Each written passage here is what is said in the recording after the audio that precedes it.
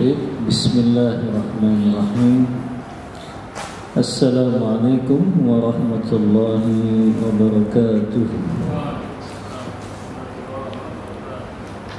Innal hamdalillah hamdan katsiran tayyiban mubarakan fihi kama yuhibbu rabbuna wa yarda.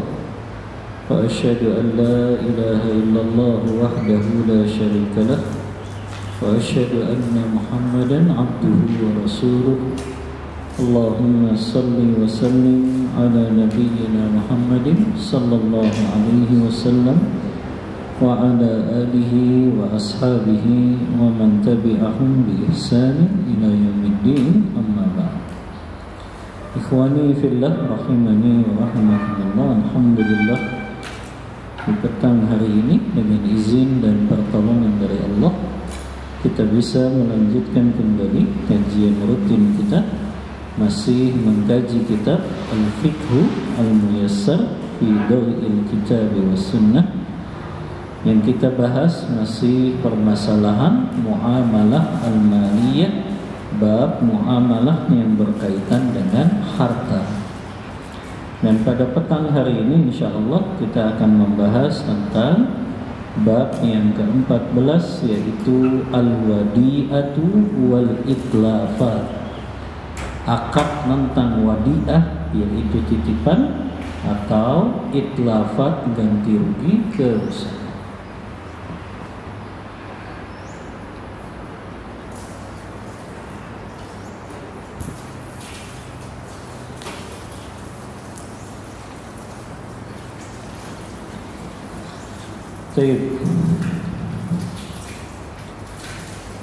Jadi yang kita bahas pada petang hari ini akad wadi'ah, titipan, kemudian al-itlafat, ganti rugi, kerusakan.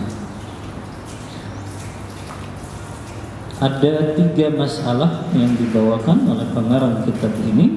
Beliau berkata, al-wadi'atu wal itlafat, akad titipan dan ganti rugi, kerusakan. Wa fihi masaila, di dalamnya ada beberapa masalah. Al-mas'alatul ula, masalah yang pertama, ta'rifuha wa adillatu masyru'iyyatiha. Definisi akad wadi'ah atau akad titipan dan dalil-dalil disyariatkannya. Yang pertama, ta'rifuha, definisi wadi'ah. Al-wadi'atu hiya, kata pengarang kitab ini, wadi'ah adalah ainun yadauha malikuha au naibuhu inda man yahfazaha bila iwadin. Akad wadi'ah adalah barang yang diletakkan atau ditaruh, barang yang ditaruh pemiliknya atau wakil dari pemiliknya kepada orang yang mampu menjaganya tanpa ada imbalan. Anda ulang ya, definisi wadi'ah adalah harta atau barang yang ditaruh oleh pemiliknya atau wakil dari pemiliknya. Ditaruhnya kemana? Kepada orang yang menjaganya tanpa adanya imbalan. Maka di sini jelas akad wadi'ah itu akad sukarela, bukan akad untuk cari keuntungan. Ya. Inilah yang gagal difahami oleh banyak lembaga keuangan yang ada di Indonesia.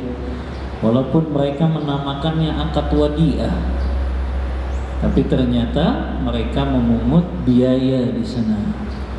Atau mungkin mereka gunakan akad wadi'ah padahal sejatinya itu akad qard. Karena ada perbedaan nih antara akad wadi'ah dengan akad qard, akad hutang piutang.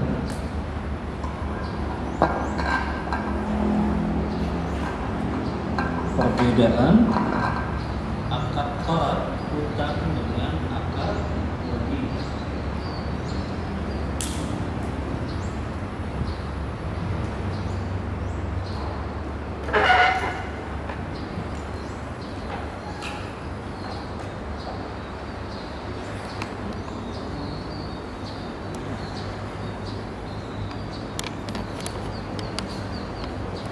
akad wadiah titipan, akad qarad pinjaman atau hutang.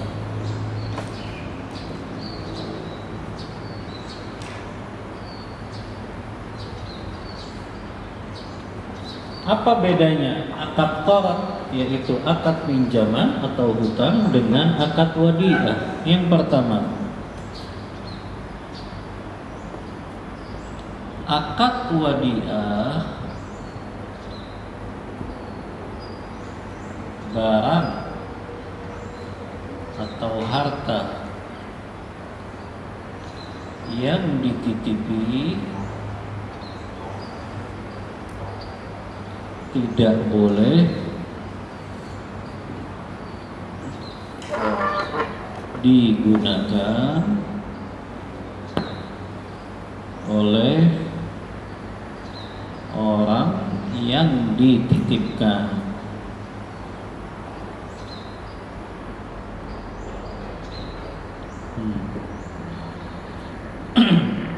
Jadi kalau akadnya wadiah, ya, harta atau barang yang dititipi itu nggak boleh dipakai atau digunakan oleh orang yang dititipi.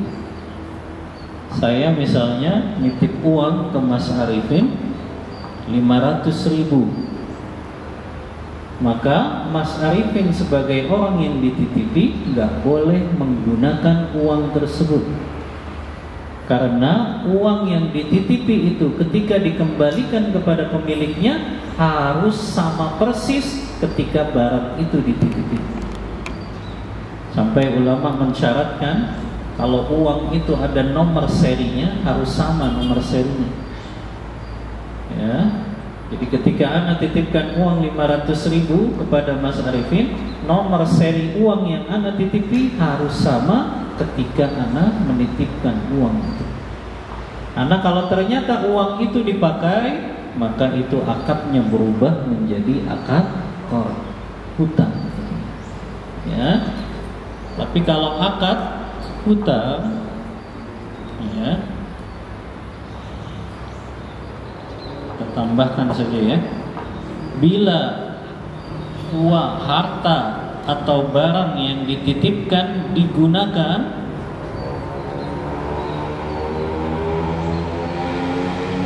bila barang atau harta yang dititipkan digunakan oleh orang yang dititipi, maka akadnya berubah.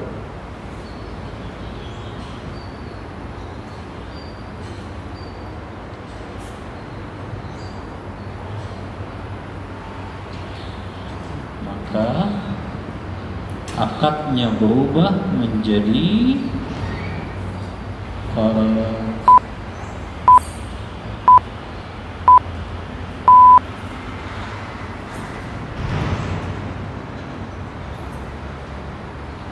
Nah ini, kalau uang 500.000 tadi yang Ana titip ke Mas Arifin, dipakai sama Mas Arifin 300.000-nya, maka itu akadnya berubah, bukan titipan lagi, tapi dia menjadi qarad atau hutang. Ini perbedaan yang pertama. Yang kedua, perbedaan akad wadiah titipan dengan akad qarad hutang adalah akad wadiah itu disebutnya akad amanah. Akad wadiah titipan sama dengan akad amanah. Sementara akad qarad, lawan dari akad amanah apa? Akad domanah.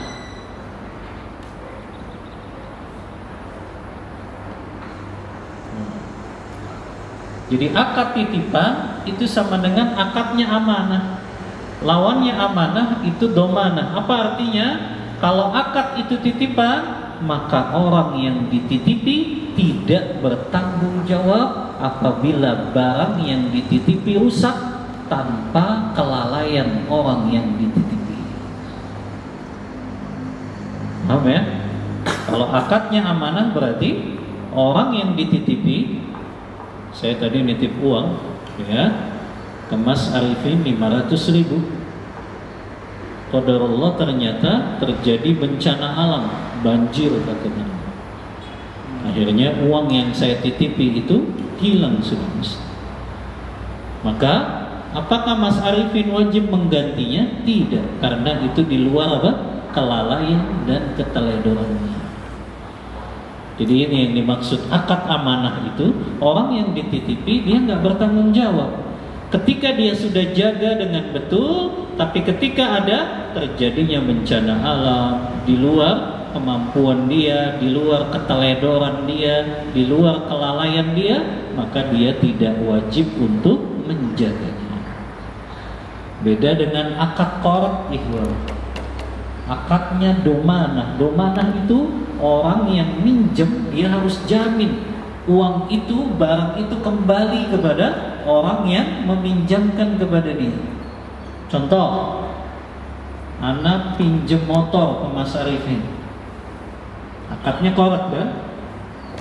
Ketika anak pinjam, ternyata motornya ketiban pohon. Wajib nggak anak ganti? Wajib, karena akadnya qard. Paham kan bedanya? Kalau akadnya wadiah titipan, dia nggak wajib ganti hukum asalnya, kecuali dia teledor atau lalai. Tapi ketika akadnya itu qard, mau dia teledor atau enggak, ketika barang itu rusak karena dia akadnya qard pinjaman, tetap dia harus mengembalikannya dalam keadaan bagus. Ini yang membedakan akad wadiah dengan akad qard pinjaman. Ya, paham antum dua perbedaan ini? Ya. Nah, inilah yang ingin Anda jelaskan. Yang jadi masalah di beberapa bank syariah, mereka menamakannya akad wadiah. Walaupun mereka akan suruh pilih tuh ada dua. Wadiah ala yadin domanah, wadiah ala yad amanah. Ya, begitu kan? Yang nabung di bank syariah pernah ditawarin ini, ya, wadiah yad domana. Antum tahu istilah ini wadiah ala yad domana ini sebetulnya akadnya qard, karena uang itu jadi tanggungannya bank. Jadi istilahnya titipan, tapi uang tersebut dijamin oleh bank. Sebetulnya kan gitu nih istilahnya. Makanya uang itu dibolehkan dipakai oleh bank. Jadi ini wadiah yad domanah. Makanya wadiah yad domanah ini sebetulnya sama saja dengan akad qard. Karena bank menggunakan uang tersebut walaupun dia jamin.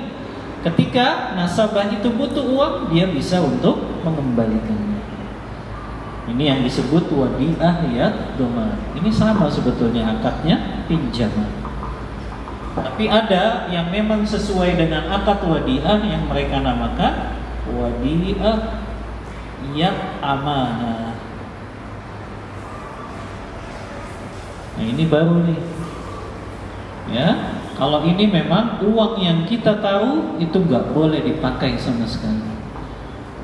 Jadi disimpan di brankas saja, atau mereka punya tempat khusus di sana, ya, yang kita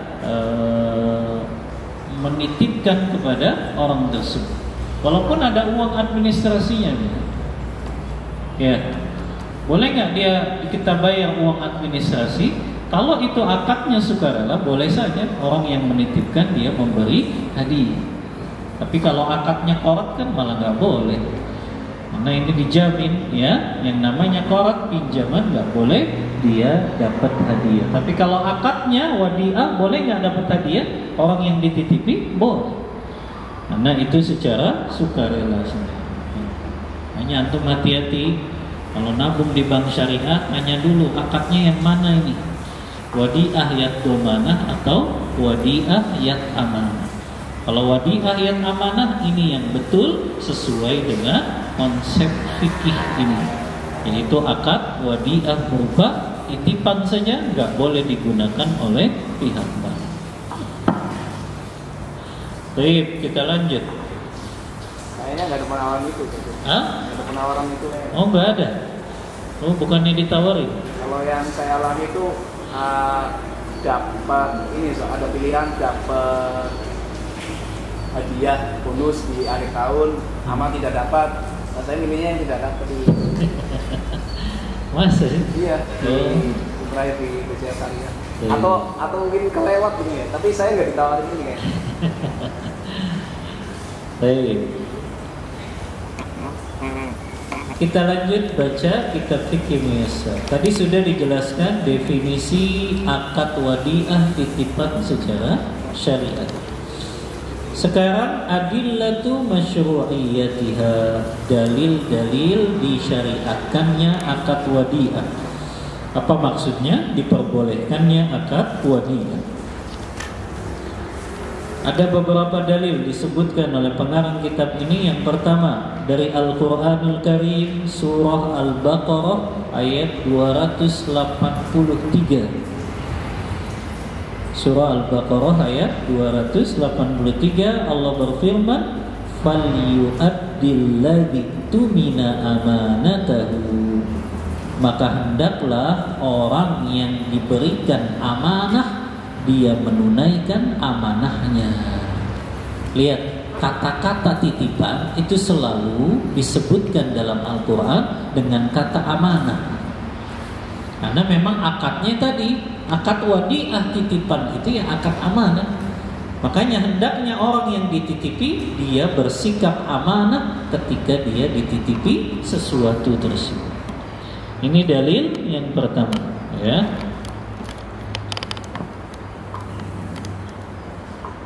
Yang kedua, firman Allah Ta'ala dalam surah An-Nisa ayat 58.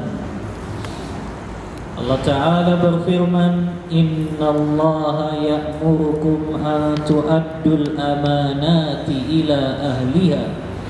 Sesungguhnya Allah memerintahkan kalian untuk menunaikan amanat kepada orang yang berhak menerimanya, atau untuk memberikan amanah kepada orang yang berhak menerimanya. Adapun dalilnya dari hadis yang diriwayatkan oleh Imam Abu Dawud, Tirmidzi, dan hadis ini disahihkan oleh Syekh Albani. Rasulullah SAW bersabda, "Addil amanata liman ittamanaka wala tahun man khanaka." Tunaikanlah amanah kepada orang yang mempercayaimu dan janganlah engkau berkhianat kepada orang yang mengkhianatimu. Kita disuruh menunaikan amanah. Kalau orang sudah percaya sama kita, jangan kita khianati. Sebaliknya, kalau ada orang berkhianat kepada kita, kita nggak boleh balas dengan berkhianat lagi. Nah, ini kan akhlak yang mulia sekali dalam Islam, ya. Kalau dikasih kepercayaan kita bersikap amanah, kalaupun kita dikhianati, kita nggak boleh dengan membalasnya berkhianat pula. Sekarang apa hukumnya menerima barang titipan? Apakah hukumnya wajib? Apakah hukumnya sunnah? Atau hukumnya boleh untuk menolaknya? Untuk pengen dititipin barang nih, dititipin harta sama teman, apakah boleh menolak barang titipan tersebut? Ya. Maka para ulama merinci ada dua keadaan orang yang dititipi harta atau barang. Yang pertama, man wajada fi nafsihi al-qudrata ala hifzil amanati fa innahu yustahabbu lahu an yaqbalal wadi'ata. Kondisi yang pertama, orang yang dititipi barang atau harta ini dia merasa memiliki kemampuan dirinya mampu untuk menjaga barang tersebut, maka dia disunnahkan untuk menerima barang titipan tersebut. Jadi kembali kepada kondisi kita. Kalau kita merasa mampu menjaga barang tersebut, untuk merawatnya, menjaganya, tidak rusak barangnya, maka sunnah kita menerima barang titipan tersebut. Ini kondisi yang pertama. Tapi ada kondisi yang kedua. Faman wajada fi nafsihi adamul qudrati ala hifzil wadi'ati fa innahu la yajuzu lahu qabuluha. Barang siapa yang dia merasa dirinya gak akan mampu menjaga barang titipan tersebut, maka haram hukumnya untuk dia menerima barang titipan tersebut. Maka ada dua kondisinya ya. Orang yang mampu atau merasa dirinya mampu untuk menerima barang titipan, maka dia sunnah. Karena kenapa? Orang yang dititipi itu kan orang yang membantu. Sementara orang yang menitipkan itu orang yang dibantu. Mana yang lebih baik? Orang yang membantu apa yang dibantu? Yang membantu, yaitu orang yang dititipi. Dan Rasulullah SAW menjanjikan balasan bagi orang yang membantu saudara muslimnya dalam hadis riwayat Muslim, wallahu fi aunil abdi ma kana al-abdu fi auni akhi. Dan Allah itu akan menolong seorang hamba selama hamba tersebut mau menolong saudaranya.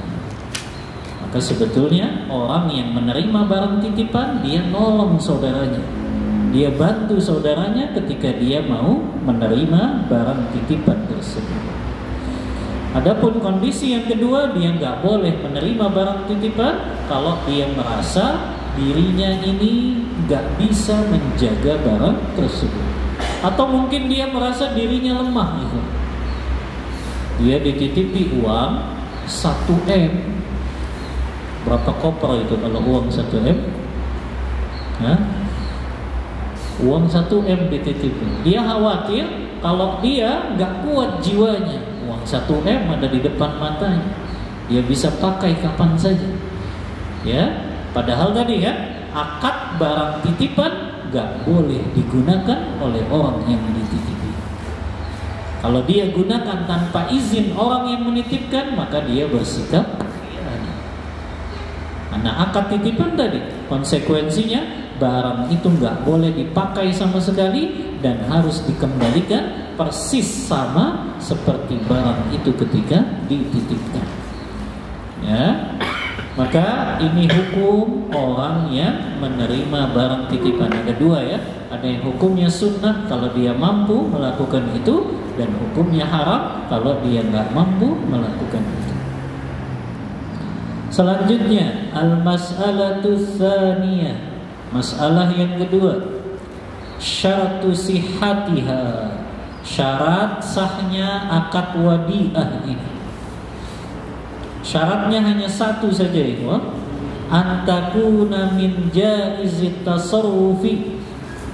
Orang yang menitipkan dan orang yang dititipi, dua-duanya adalah orang yang boleh melakukan transaksi dalam syariat. Kita sering bahas ini dalam fikih muamalah. Orang yang boleh melakukan transaksi syaratnya ada 4. Apa saja? Yang pertama dia berakal, akilan. Yang kedua balighan, ya, dia dalam keadaan balik. Yang ketiga rasyidan, dia dalam keadaan memahami nilai suatu transaksi. Yang keempat hurwan, dia adalah orang yang merdeka. Maka orang yang menitipkan harus memenuhi 4 syarat ini, dan orang yang dititip pun harus memenuhi 4 syarat ini. Makanya falau auda'a insan, kalau ada seseorang dia titipkan hartanya kepada anak kecil yang belum balik. Contoh, ada orang dia mau sholat atau dia mau masuk toilet ya, dia titipin HP-nya kepada anak kecil yang belum balik. Saya titip ya, nggak taunya HP-nya dibanting sama anak kecil tersebut. Wajib tidak anak kecil tersebut mengganti? Tidak. Karena siapa yang salah? Orang yang menitipkannya. Kenapa dia titipi kepada anak kecil yang belum balik, padahal dia nggak boleh melakukan transaksi akad wadiah ini? Atau misalnya ada orang nitipin sesuatu ke orang gila yang hilang akalnya, ternyata barang itu malah hilang, maka nggak boleh dia menuntut ganti, karena orang gila tersebut dia tidak boleh melakukan transaksi akad wadiah dalam syariat. Maka ini syaratnya satu saja, orang yang menitipkan, orang yang dititipkan harus orang yang boleh melakukan transaksi dalam syariat ya. Al-mas'alatu tsalisah, masalah yang ketiga, al-ahkamu al-muta'alliqatu bil wadi'ah, hukum-hukum yang berkaitan dengan akad wadi'ah ini. Yang pertama, al-wadi'atu amanatun fi yadil mustawdi', fala dhamana 'alaihi in lam yafrid li'annaha amanatun kasairil amanat. Nah, ini yang Anda katakan tadi. Akad wadi'ah sama dengan akad amanah. Kalau akad amanah apa tadi? Kalau barang itu rusak, harta itu hilang, di luar keteledoran orang yang dititipi, maka orang yang dititipi itu tidak wajib menggantinya.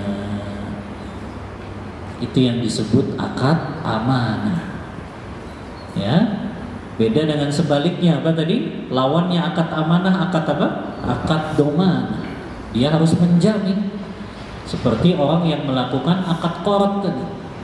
Dia pinjam mobil temannya, qadarullah mobil temannya itu akhirnya kena bencana alam. Apakah dia terkena angin besar akhirnya tertimpa pohon yang besar? Wajib nggak orang yang minjem ini ganti? Wajib. Karena dia akadnya apa? Akadnya minjem, dan akad minjem itu sama dengan akad domana. Orang yang minjem bertanggung jawab atas barang yang dipinjam tersebut. Tapi kalau orang yang dititipi, dia nggak tanggung jawab terhadap barang yang dititipkan selama dia menjaga dengan baik dan itu di luar keteledoran dan kelalaiannya. Rasulullah bersabda dalam hadis yang diriwayatkan Imam Daruqutni, Imam Baihaqi, dan hadis ini dihasankan oleh Syekh Albani, kata Rasulullah, la domana ala mu'tamin, tidak ada jaminan ganti rugi bagi orang yang dititipkan amanah. Tidak ada ganti rugi bagi orang yang diberikan amanah. Maksudnya orang yang mendapat barang titipan, dia nggak ada kewajiban untuk mengganti kalau barang itu rusak atau hilang, kalau itu di luar keteledoran dan kelalaiannya. Ini maksud hadis la domana ala mu'tamin, tidak ada jaminan ganti rugi bagi orang yang diberikan amanah. Ya, jadi jelas dalilnya ya.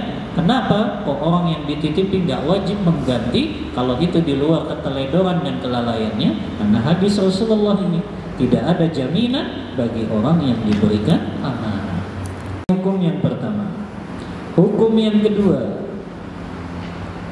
idza ta'adda 'alal wadi'ati aw farata fi hifziha fa innahu yadmanuha idza talaffat li'annahu mutlifun lima li ghairihi. Apabila orang yang dititipi melakukan pelanggaran terhadap barang yang dititipkan, atau dia lalai dalam menjaganya, atau dia teledor dalam menjaganya, baru dia wajib menjamin dan menggantinya apabila barang itu rusak. Maka bukan berarti ya orang yang dititipi ini bisa bersikap semena-mena, ya. dia tetap wajib untuk mengganti kalau dia teledor dalam menjaganya. Ada orang misalnya dititipi temannya untuk menjaga motornya. Saya titipin ya motor saya. Maka orang yang dititipi dia harus jaga motor itu. Berarti dia masukin ke dalam pagar rumahnya. Jangan mentang-mentang dititipin ditaruh luar saja. Ya, bahkan kuncinya nggak dicabut lagi. Ya, maka itu dia wajib menggantinya karena keteledorannya. Makanya antum hati-hati kalau ada orang bilang ke antum, saya titip mobil saya ya, parkir di sini. Itu akadnya titipan atau bukan? Kalau akadnya titipan, antum harus jaga itu. Ya. Karena kalau antum teledor dan lalai, berarti antum wajib mengganti. Ya. Bukan berat sekali kalau akadnya itu titipan. Ya. Kecuali dia bilang saya numpang parkir saja.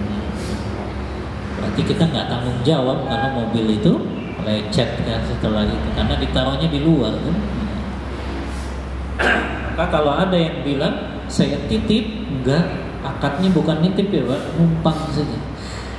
Karena kalau akadnya titipan, saya tanggung jawab.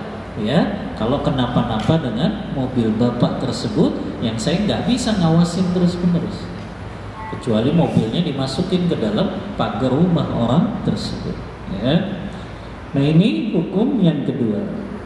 Yang ketiga, hukum yang berkaitan dengan akad wadi'ah. Yajibu 'alal mustawdi'i hifdzul wadi'ati fi hirzi mithliha urfan. Wajib bagi orang yang dititipi menjaga barang yang dititipkan tersebut di tempat yang seharusnya, yang sesuai dengan kebiasaan. Jadi hirzi mithliha itu tempat yang sesuai. Kalau dia menjaga atau meletakkan barang yang dititipi itu di tempat yang tidak sesuai dan itu rusak, maka wajib orang yang dititipi menggantinya. Saya kasih contoh. Ada orang yang dia dititipin temannya untuk menjaga sepatunya. Katakanlah sepatu ini mahal, mereknya Adidas, baru beli lagi. Ya, karena dia mau safar, akhirnya dia titipin. Saya titip ya sepatu saya. Ternyata orang yang dititipi ini meletakkan sepatu orang ini di dapur. Dan ketika istrinya masak, ya, sepatunya tersebut terkena ya noda dari masakan si istri tersebut. Dia wajib menggantinya tidak orang yang dititipi? Wajib, karena dia meletakkan barang itu tidak pada tempatnya, tidak di tempat yang sesuai. Karena harusnya di mana naruh sepatu ya di rak sepatu, ya. Atau dia masukkan ke kotak sepatu, disimpan di tempat yang aman. Ini ditaruhnya di dapur. Ya, akhirnya terkena noda dan ini dia harus ganti orang yang dititipi tersebut karena dia menjaga dan meletakkannya bukan di tempat yang sesuai. Ya. Nah, ini hukum yang ketiga. Yang keempat, la yajuzu an yuwaddi'aha inda ghairihi min ghairi uzrin. Hukum asalnya tidak boleh orang yang menitipi, orang yang dititipi barang, dia titipin lagi barang itu kepada orang lain. Subhanallah. Saya kasih gambaran ya.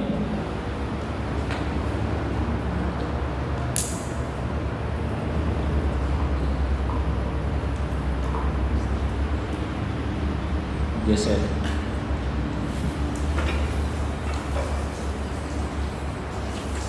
Ini udah ya. Digeser aja.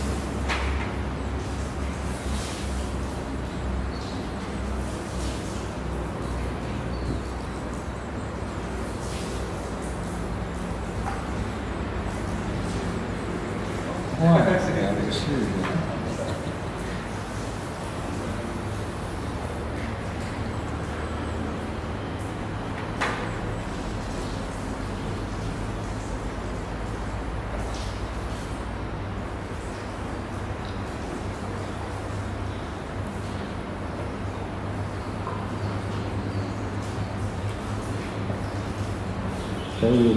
Yang keempat ya, tadi tidak boleh orang yang dititipi dia nitipin lagi barang titipan itu kepada orang lain.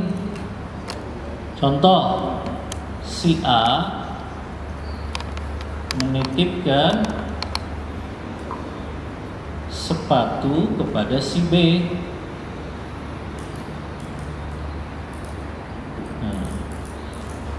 Si B nitipin lagi sepatu itu kepada si C. Maka si B ini tidak boleh menitipkan lagi kepada orang lain.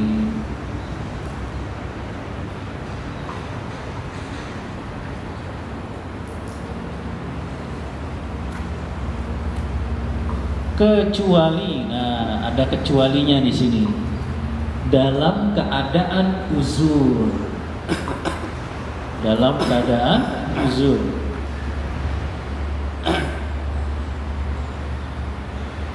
Apa uzurnya di sini? Si B mau melakukan safari. Kalau uzurnya ternyata safar, si B juga takut kalau saya tinggalin safar nanti khawatir hilang juga. Maka dia boleh titipkan kepada yang lain, ya, karena dia akan melakukan safar. Itu diantara ya uzur yang pertama. Yang kedua, pengecualiannya dia juga boleh menitipkannya kepada yang lain kalau dia dalam keadaan sakratul maut, sudah mau meninggal, ya, dalam keadaan akan meninggal dunia. Artinya ada tanda-tandanya ya. Sakitnya sudah semakin parah, ya, sudah kronis dan sudah akan meninggal dunia, boleh dia masih nerima barang titipan, titipkan itu kepada orang lain. Tapi di luar dua uzur ini, hukum asalnya tidak diperbolehkan. Orang yang sudah dititipi barang, dia nggak boleh menitipkan lagi kepada orang lain. Ya. Ini yang keempat. Yang kelima, idza khafal mustawdi'u 'alal wadi'ati aw arada as-safar fa innahu yajibu 'alaihi radduha ila sahibiha aw wakilihi fa in lam yajidhuma fa innahu yahmiluha ma'ahu fis safar idza kana dzalika ahfazalaha wa illa dafa'aha ilal hakim. Yang kelima, apabila orang yang dititipi takut atau khawatir barang titipannya akan hilang, atau tadi dia akan melakukan safar. Jadi kalau orang yang dititipi dia khawatir barang ini rusak atau hilang, atau yang kedua dia mau melakukan safar, maka wajib bagi dia mengembalikan kepada pemiliknya. Ini yang lebih baik ya. Kalau dia dititipi barang dan dia mau safar sekeluarga, lebih baik dia kembalikan barang yang dititipi tersebut. Tapi justru biasanya juga orang yang nitipinnya malah dia duluan safar, makanya dia nitipin. Orang yang menitipkan juga nggak ada gitu. Lalu kemana? Nah, ada dua pilihan kata pengarang kitab ini. Kalau barang itu barang yang bisa dibawa untuk dia safar, lebih baik dia bawa saja agar itu lebih terjaga. Kalau barangnya ringan ya, HP kah yang dititipi gitu ya, atau misalnya perhiasannya yang bisa dibawa ya. Tapi kalau yang dititipi barang-barang besar kan susah ya. Makanya ada solusi selanjutnya. Kalau barang itu nggak bisa dibawa olehnya saat dia safar, maka yang lebih aman dia titipkan kepada hakim. Subhanallah, hakim zaman dulu itu, mereka itu punya berangkas khusus untuk menerima titipan-titipan orang yang mau safar. Jadi hakim-hakim dulu tuh kalau dia dititipi barang bukan dibawa pulang ke rumahnya, tapi memang disediakan khusus di tempat dia bekerja, itu tempat penitipan. Karena orang dulu kan mereka safarnya jauh-jauh, berbulan-bulan. Makanya hakim itu diberikan tempat khusus untuk menyimpan barang-barang titipan bagi orang yang akan melakukan safar. Dan itu lebih aman kan kepada hakim. Bahkan kata pengarang kitab ini, ya,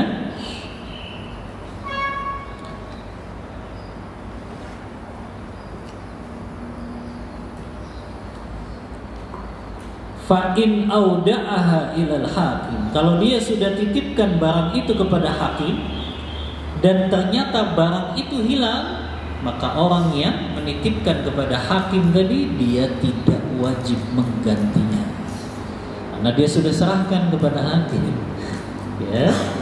Maka itu tinggal urusannya hakim dengan orang yang menitipkan, karena dia sudah berusaha mencegah, ya.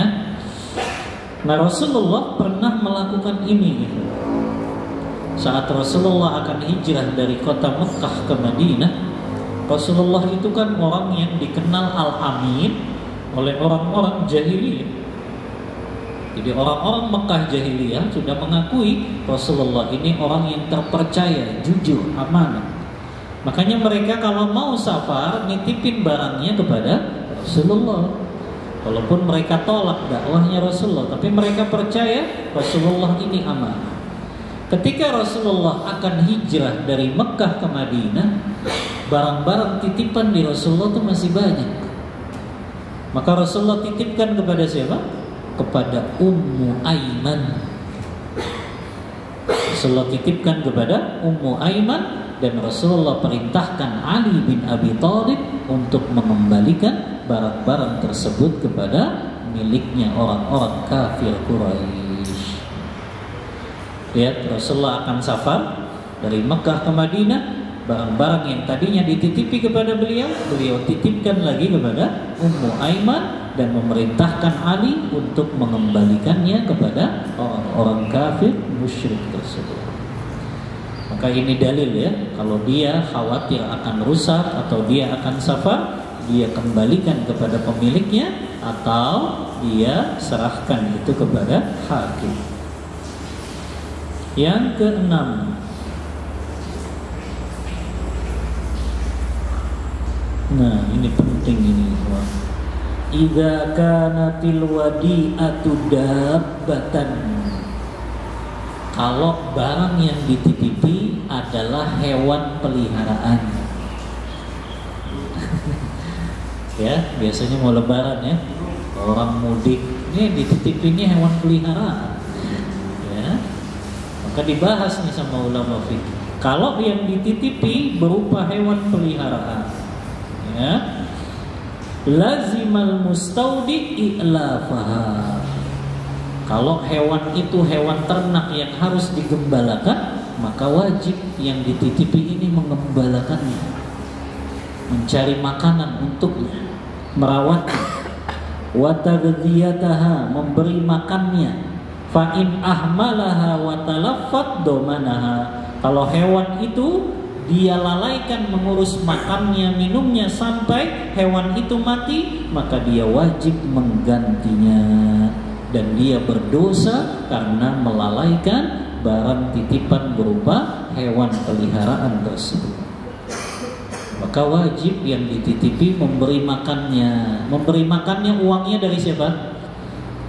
Uangnya orang yang dititipi atau uangnya orang yang menitipkan? Orang yang menitipkan. Jadi jangan nitipin hewan saja, duitnya untuk makannya bilang. Ya. Nah memang itu kewajibannya, orang punya dia kok, kita kan hanya dititipkan saja, ya. Maka kita minta biaya untuk makannya, ya. Misalnya dia mau safarnya sebulan, berarti biaya makan hewan tersebut untuk sebulan. Ya. Namun kalau ternyata uang yang diberikan orang yang menitipkan ini nggak cukup, di tengah-tengah sudah habis, tetap para ulama fikih memerintahkan orang yang dititipi ini harus menalanginya terlebih dahulu agar hewan tersebut tidak mati kelaparan. Jadi tetap itu, ya, jangan mentang-mentang uang orang yang menitipkan habis, sudahlah biarin aja mati. Ya, maka nggak boleh, berdosa juga itu orang yang dititipi. Bahkan dia dimasukkan dalam hadis riwayat Bukhari itu, udzibatim ra'atun fi hirratin sajanatha wa lam yakul. Ada seorang perempuan yang diazab oleh Allah gara-gara kucing. Yang kucing itu dia kurung, yang nggak kasih makan dan minum sampai dia kucing itu mati kelaparan, dan itulah yang menyebabkan wanita ini diazab oleh Allah. Maka kalau barangnya berupa binatang peliharaan, wajib kita merawatnya, memberi makannya, memberi minumnya. Walaupun tadi ya uang yang dititipi sudah habis, tapi tetap kita talangi terlebih dahulu. Nanti kan tinggal dirembes saja kepada pemiliknya. Ini ternyata nggak cukup kemarin untuk makannya, dan kasih tahu disertai bukti kwitansinya supaya dia percaya bahwa ada kekurangan dari uang yang diberikan. Ya, ini yang keenam ya. Bahkan Rasulullah bersabda, "Kulla kabidin rabbin fiha ajrun." Setiap perbuatan baik kepada makhluk apapun, Allah akan catat itu sebagai pahala. Subhanallah ya. Kita berikan minum kepada hewan saja, itu kan dicatat sebagai pahala. Apalagi yang kita kasih minum manusia. Ya. Kita kan dengar hadis riwayat Muslim dan Bukhari itu tentang perempuan pelacur yang diampuni dosanya gara-gara memberikan minum kepada anjing. Makanya Syekh Utsaimin ketika mensyarah hadis ini, kalau anjing saja diberikan minum oleh seseorang itu bisa menggugurkan dosanya, apalagi yang dia berikan minum adalah manusia. Ya. Orang ngasih minum anjing itu yang betul-betul kehausan bisa menjadi penggugur dosanya. Apalagi yang dia berikan minum, ya, yang dia berikan makan itu manusia. Ya, apalagi istri kita, anak kita yang kita berikan makan dan minum, itu pahalanya lebih besar di sisi Allah. Kalau orang ini ngasih minum kepada anjing saja bisa menggugurkan dosanya, apalagi yang kita berikan adalah manusia. Ya, ini hukum yang keenam. Yang ketujuh, al-mustawdi'u aminun yuqbalu qawluhu idza da'a annahu raddal wadi'ah ila sahibiha aw man yaqumu maqamahu wa yuqbalu qawluhu ma'a yaminihi wa idza da'a annaha talaffat min ghairi ta'din wala tafritin. Nah ini kalau terjadi perselisihan itu. Misalnya orang itu dititipi uang tadi, katakanlah si A nitipin uang kepada si B. Ternyata karena sudah terlalu lama, ya, si B ini sudah merasa uangnya sudah dikembalikan kepada si A. Sementara si A merasa belum, kan saya masih titipin ke kamu uangnya. Ya, maka terjadi persengketaan di situ. Bagaimana cara menyelesaikannya? Kata pengarang kitab ini, orang yang dititipi dia harus dipercaya kalau dia berkata dengan diiringi sumpah. Jadi kalau ternyata orang yang dititipi mengatakan demi Allah saya sudah kembalikan, ya, kecuali orang yang menitipkan ini bisa mendatangkan bukti. Kalau ternyata uang yang dia titipi belum dikembalikan oleh si B tadi. Anda pernah sampaikan ya hadis yang berbicara tentang masalah perselisihan. Rasulullah kan bersabda, al-bayyinatu 'alal mudda'i wal yaminu 'ala man ankara. Orang yang menuduh harus mendatangkan bukti, orang yang dituduh harus bersumpah. Jadi kalau dia nuduh, kamu belum balikin uang titipan saya, maka harus datangkan bukti. Tapi orang yang dituduh, dia harus bersumpah demi Allah dia ingkari apa yang telah dituduhkan kepadanya. Ya, ini hukum yang ke-7. Yang ke-8, di sini dijelaskan minas suwaril mu'asirati lil wadi'ah al-wada'i al-masrafiyah. Ini yang tadi Anda jelaskan.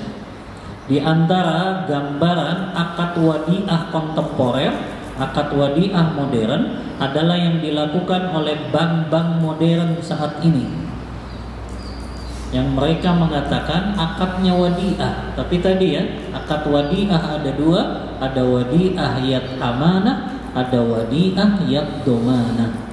Kalau wadi'ah yad amanah, maka itu betul-betul uang yang kita titipi nggak boleh dipergunakan sama sekali oleh orang yang dititipkan. Adapun kalau akadnya yad domanah, maka itu akadnya jaminan, berarti orang yang dititipi boleh untuk menggunakan uang tersebut. Maka kalau akadnya yad domanah itu sama saja seperti akad qard, pinjaman. Karena setiap barang yang dititipi digunakan oleh orang yang dititipi, maka akadnya dari titipan berubah menjadi akadnya qard. Ya. Jadi begitu ya Pak ya. Kalau ada barang atau harta yang dititipkan tapi kita gunakan harta tersebut, maka akadnya yang tadinya titipan otomatis berubah menjadi akad qard atau hutang. Baik, ini adalah hukum-hukum yang berkaitan dengan akad wadi'ah. Ya.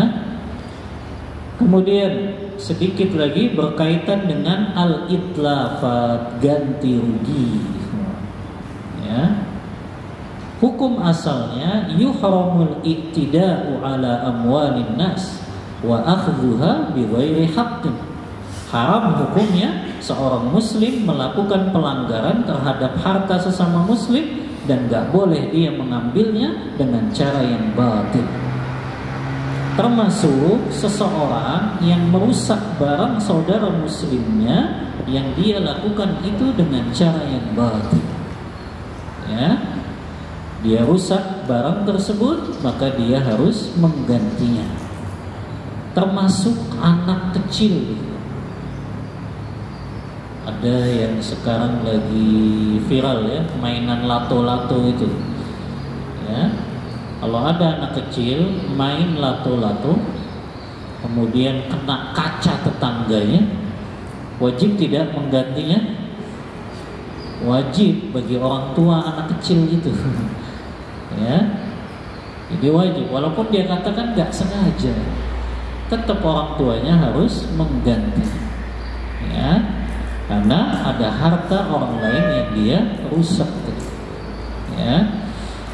Kemudian di dalam akad, di dalam masalah ganti rugi ini juga Rasulullah SAW memerintahkan kita bahwasannya harta yang kita miliki kita wajib menjaganya. Makanya kalau ada begal ingin merampas harta kita, nggak boleh antum pasrah, kasih saja. Hukum asalnya harus kita jaga. Walaupun kita harus melawan dengan kita akhirnya wafat. Bahkan Rasulullah kan menjamin. Ya, dalam hadis yang diriwayatkan Imam Tirmidzi dalam kitab Sunannya. Hadis ini disahihkan Syekh Albani. Rasulullah bersabda, man urida maluhu bighairi haqqin, siapa yang ingin diambil hartanya dengan cara yang batil, faqatala, dia pun melawan orang tersebut agar tidak mengambil hartanya dengan cara yang batil, fakutila, sampai akhirnya dia dibunuh, fahuwa syahid, maka dia mati dalam keadaan syahid. Jadi hukum asalnya mukmin jaga barang yang dia miliki karena itu bagian dari harta dia. Gak boleh ada orang yang ingin merampasnya dia biarkan begitu saja. Ya, bahkan kalau dia melawannya untuk mempertahankan hartanya tersebut dan dia mati dalam keadaan syahid. Ya. Makanya ada yang disebut dalam maqasidus syariah kan hifzul mal. Islam itu menjaga harta kaum muslimin. Makanya Allah haramkan pencurian, pembegalan, perampokan. Itu dalam rangka apa? Menjaga harta-harta kaum muslimin. Gak boleh diambil dengan cara yang batil, gak boleh diambil dengan cara yang zalim, ya, karena pemiliknya pun gak boleh dia ridho kalau hartanya diambil dengan cara yang batil, ya. Makanya harta yang dihasilkan dengan cara yang haram kan ada dua. Yang pertama, harta yang dihasilkan dengan cara haram dan itu saling ridho antara keduanya.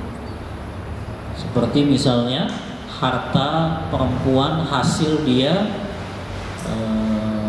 berbuat apa itu, mempelacurkan dirinya misalnya. Itu kan sama-sama ridho ya. Yang perempuan ya ridho, yang nyewanya juga ridho. Apakah setelah perempuan itu taubat hartanya harus dia kembalikan kepada para klien-kliennya tadi? Tidak, karena itu didasarkan kepada saling ridho. Ya, begitu juga kalau harta haram itu diambil dengan cara saling ridho, seperti orang yang melakukan riba. Nasabahnya ridho kalau dia harus mengembalikan dengan uang yang lebih. Orang yang memakan harta riba ini juga ridho. Nah ini kan sama-sama ridho. Dia ngambil harta haramnya, maka ketika orang itu taubat dari dosa riba, maka dia tidak wajib mengembalikannya. Tapi ada harta haram yang itu dihasilkan dengan cara yang tidak saling ridho. Seperti tadi pencurian, perampokan, pembegalan. Kalau orang itu taubat, dia harus kembalikan uang-uang yang pernah dia ambil. Karena dia ambil dengan cara apa? Tidak saling ridho, dengan cara yang zalim. Termasuk korupsi, ya, yang dia ambil harta ya dari masyarakat yang merupakan itu haknya masyarakat, dia korupsi, itu berat karena dia harus mengembalikan uang tersebut. Ya. Taib, untuk materi karena cukupkan akad wadiah dan ganti rugi ini, kita buka diskusi dan tanya jawab. Wallahu ta'ala a'lam bissawab. Wa sallallahu ala nabiyyina Muhammadin wa ala alihi wa sahbihi